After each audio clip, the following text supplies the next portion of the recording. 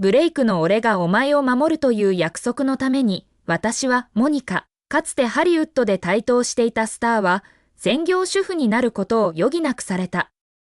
結婚3年目、私が一人で不妊治療クリニックに体外受精の手術を受けに行ったその日、彼は劇場で別の女性の生のダンスパフォーマンスを見ていた。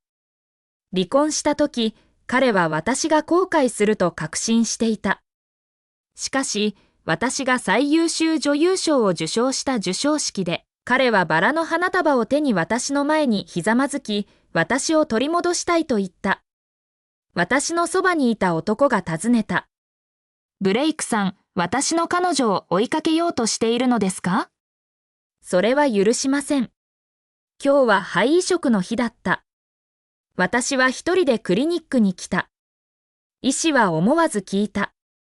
こんなに重要な瞬間に、どうして夫さんは一緒に来ていないのですか？私は苦笑した。彼は仕事で忙しいんです。医師はため息をついた。子供を持つのは二人の問題です。どうして妻に一人で向き合わせるなんてできるんですか？どれほどブレイクがここにいてくれればと思ったことか。しかし、彼は最近スケジュールが詰まっていると言った。もう契約済みだし、破れば多額の違約金になると。手術後、下腹部に針を刺すような痛みが走った。診察室の外の椅子に座り、ブレイクにメッセージを送った。ハニー、移植は終わったよ。私たち、赤ちゃんができるんだ。すごく嬉しい。チャット画面を閉じ、インスタグラムを開いた。ブレイクと入力した。彼のファンページにファンからの最近の投稿があった。劇場でバレエを見てるんだけど、観客席で誰に会ったと思う？ブレイク。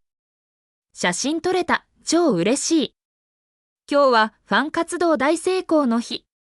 添付されていたのは2枚の写真、1枚はファンとブレイクの写真、もう1枚はバレエのチケット。私は混乱した。彼はクリニックで私と一緒にいる2時間も避けないのに、パフォーマンスを見る時間はあったの？チケットに書かれたバレエの名前を検索すると、主役ダンサーはイザベラ・チェイスだと分かった。彼女は去年、ダンスコンテスト番組で優勝したダンサーだった。ブレイクがガラパーティーでパフォーマンスした時のリハーサルで一度彼女を見かけたことがあり、イザベラはバックダンサーの一人だった。心が締め付けられるようだった。それからイザベラのインスタグラムアカウントを見つけた。彼女の最新投稿は10分前のものだった。彼が言うには、ステージで輝く私に彼は魅了されたんだって。写真は観客席の視点から撮られていた。スクロールしていくと彼が言うには、この料理は結び合う二つの心って名前なんだって。沈みゆく私の心は完全にそこへ落ちた。この料理は私たちの結婚1周年記念に私が独自に創作したものだった。名前さえ自分で考えた。ブレイクは私に作り方を教えてほしいと頼んだ。それからは、この料理は彼が作ると言い、私だけのために作ると言った。今、彼は別の女性のためにそれを作った。スクロールを続けた。彼女の彼に関する投稿は約1年半前から始まっていた。何百もの甘い日常の断片を目にしながら、スマホの画面を少し震える指でスクロールし、視界がぼやけていった。顔を上げ、ぼんやりと周りを見回した。左隣の人は小さな広告がびっしり載ったパンフレットで自分を仰いでいた。右隣の人は手のひらサイズの携帯扇風機を持っていた。もしかしたら彼らの大喜利が強すぎたのかもしれない。鳥肌が立った。その夜、ブレイクは珍しく家で夕食をとった。なんで暗い中で座ってるんだ？どうやってクリニックから家に帰ったのか自分でもわからなかった。それ以来ずっとソファに丸まっていた。頭の中ではブレイクとの過去5年間が再生されていた出会い、恋に落ち、結婚した日々。ブレイクが身を乗り出し、手を私のシャツの下に滑り込ませて、そっとお腹をさすった。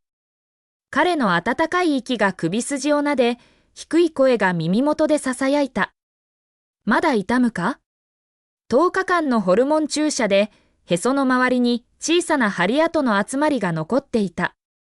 私はこんなことをする必要はなかった。しかしブレイクは精子数が少なく、自然妊娠は非常に難しい。私は彼の手を押しのけ、座り直し、彼の目をじっと見つめた。彼は一瞬呆然としたが、すぐに軽く笑った。モニカ、どうした？誰が君を怒らせた？すごく真剣な顔してる。バレエは良かった？え？彼は眉を潜め、明らかにその質問を予期していなかった。ブレイク、もしあなたが本当に仕事で手一杯だったなら、クリニックに来られないのも理解できる。でも現実は？私がクリニックで肺移植に耐えている間、あなたはショーを楽しんでたの？あのファンの投稿を見てなかったら、まだ何も知らなかったわ。モニカ、それは誤解だ。アシスタントと劇場近くで仕事があって、運転手を待っている間に、看板を見て好奇心で入っただけ。10分も経たないうちに出てきたんだ。彼は心底誠実そうに見えた。もしイザベラの投稿を見ていなかったら、私はおそらく彼の嘘を信じただろう。疑った自分を後悔さえしたかもしれない。でも今でも彼に全てを打ち明ける勇気はなかった。ブレイクとイザベラのことを全部知ってるという勇気が。ブレイクと私は5年前、友人のパーティーで出会った。彼は台頭中のポップシンガー、私は人気女優だった。パーティー後、彼は猛烈に私を追いかけた。2年後、私たちは結婚した。結婚式で彼は私だけのために書いた歌を歌った。結婚後も彼は私を大切にし、忍耐強く接し、安心感を与えてくれた。しかしこの1年、彼の仕事量は増え、私と過ごす時間は減っていった。直感が私たちの間に何か微妙な変化が起きていると告げていた。気のせいかと思ったが、今は？ブレイクがシャワーを浴びている間、数日前に設定したカレンダーのリマインダーが携帯になった。午後8時10分、夫の新しいバラエティ番組を見る。私はブレイクの熱心なファンで、彼の新しい番組はいつもチェックしていた。頭の中は混乱していたが、とにかくテレビをつけた。ゲームコーナーでブレイクが負けた。司会者が罰ゲームで歌を要求した。ためらうことなく、司会者は言った。僕のロマンスは君を愛することを聞きたいな。ブレイクは居心地悪そうだった。あの歌は今日の雰囲気にあまり合わないよ。別の歌はどう？司会者は首をかしげた。今日はバレンタインデーですよ。どうして合わないんですか？あれは私たちの結婚1周年記念に彼が書いた歌だった。あの時、彼は全国ツアーをしていた。今日はモニカと出会って1年。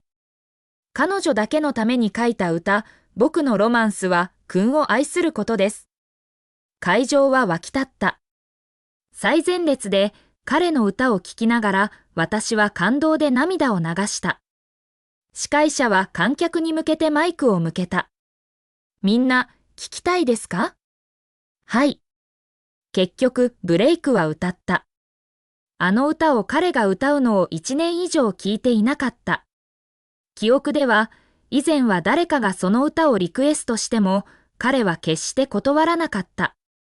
歌った後、嬉しそうに歌にまつわる話をしてくれた。そんな瞬間、私はとても幸運だと感じた。100回は彼が歌うのを聞いた。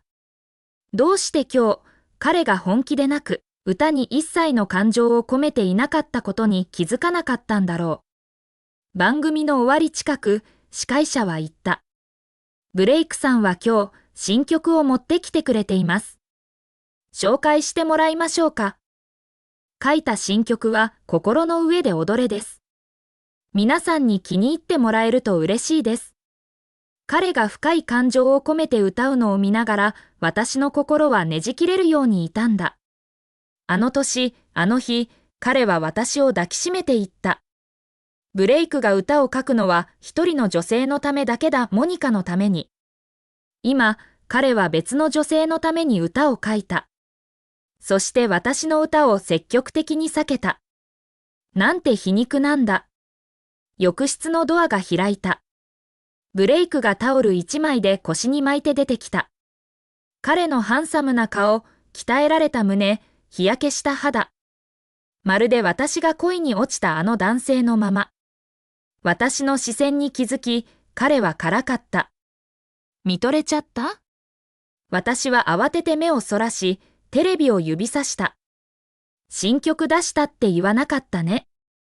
彼は固まった。私は微笑みを保ちながら続けた。心の上で踊れ。いいタイトルね。笑っていたが、心は引き裂かれていた。彼は何かひらめいたような表情をした。最近忙しくて言い忘れてた。ただの即興みたいなものさ。私はかすかに微笑んだ。あら？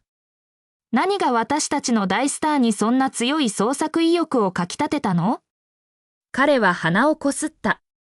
ただダンスショーを見てインスピレーションを受けただけ。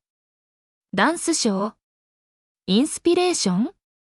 彼にとって嘘は今やとても簡単なことのようだった。寝室へ向かう彼の背中を見つめながら、彼は突然見知らぬ人のように感じた。彼は嘘をつくと口ごもり、顔をあからめていた私の記憶の中の少年とは一致しなかった。翌朝の朝食時、彼は食事の合間に言った。コマーシャルのイベントがある。3日間出張しないと。そんなに突然？ああ。今朝起きてエージェントからメッセージが来たばかりだ。医者の言うことを聞いて。安静にして、あまり動き回らないで。食べたいものがあればパーカー夫人に言って。私はお腹をさすった。今、私たちの子供はここにいるのだろうか。昨日までは赤ちゃん、私たちの赤ちゃんを切望していた。すべての注射、薬喜んで耐えた。でも今、私は迷っていた。